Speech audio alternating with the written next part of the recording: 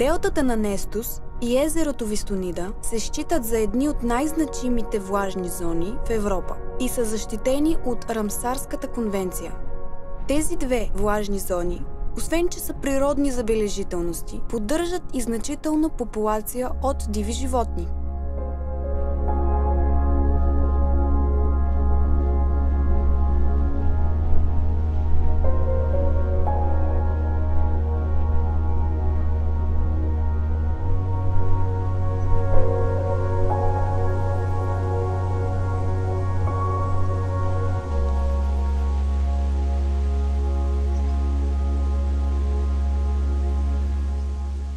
Наблюдението на птици е приятно и едновременно с това релаксиращо занимание, което допада както на любителите на природата, така и на любителите на фотографията.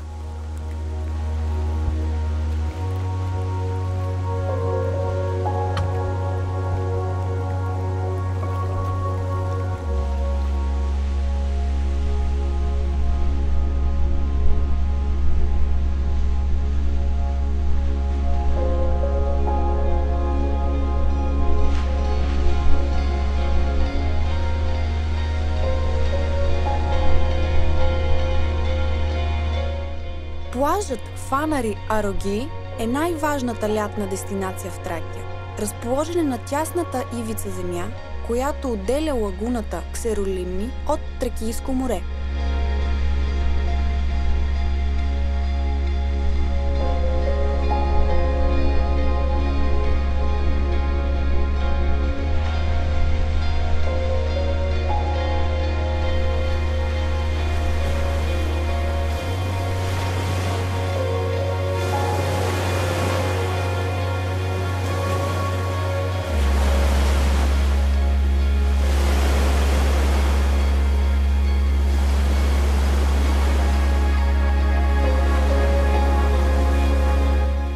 Великолепен плаж с пясъчни брегове и чиста вода, идеален за приятна почивка и плуване.